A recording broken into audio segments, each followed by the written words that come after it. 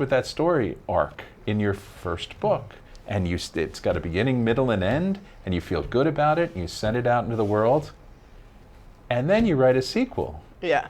How does, and I said I'm going to ask this to both of you because Tom is in the late stages of writing a sequel to one of his novels, and that's the first sequel that he's written. He's written many books. Right. So how does that, I mean, and I've written stories and a couple of novels, and I know after a lot of work, I know how to end the story, and I know when it's over, because you resolve the conflict and the character, just transformed or whatever happens.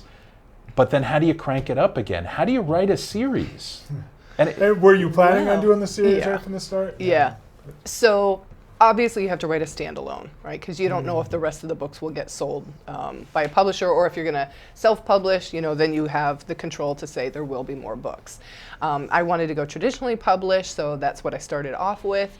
And so when the book sold, I was really excited because it's like, yay, they get this. And I had a huge cliffhanger. And the acquisitions editor did say, I like it, but readers won't, because this was the type of cliffhanger that you couldn't be answered. You couldn't sit down and be like, oh, I do think that Freya got what she wanted. It was more like, well, did she get what she wanted or did she not get so it was kind of like, I don't know what to guess will happen next, because it was too big of a cliffhanger. So I had to rewrite the ending. With that in mind, I write backwards. So there's 9 books in the series because there are 9 Viking realms, and spoiler alert, Freya has to go to all 9 realms. So wait, that makes 81 total books, right? right. So I know the very last scene of book 9, and then it was kind of like, okay, how do I work back to that? So there were items and objects and even characters in book 1 that had to get cut and put into other books because it was information overload. Like, I can't keep track. Who's this character? Who's that? So yes, book 1 had to have a beginning, middle, and end, and it needed to have a wrap up with a plausible, is the bad guy really gone? So is the bad guy's action for this book gone? Yes. But that could just also be a launching pad for proving what he's capable of doing. Like, if he can do this in book 1, think of what he could. So yes, that got subsided, but he's going to come back and back and back and back. So yeah. And how about for yourself? So tell us about yourself, Tom. Well, you're working on that sequel.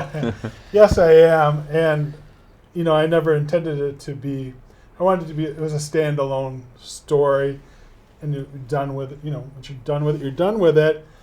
And I think a lot of times people that know it's going to be a series, you can kind of have like mini arcs and then an overall reaching arc.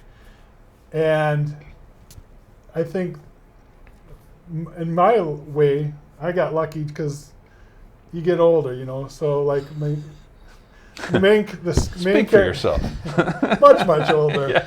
Like my main character had his arc. He was like about 25, he had something to learn. And now it's 20 years later and he's had a lot. Now he has new problems. And I think I might have cheated a little bit too, because he's the story is the Tao of Apathy. He has to kind of learn the Tao of Apathy, not caring at work, which is not as negative as it sounds. It's actually kind of, and then now he has to teach it to his niece. Yeah.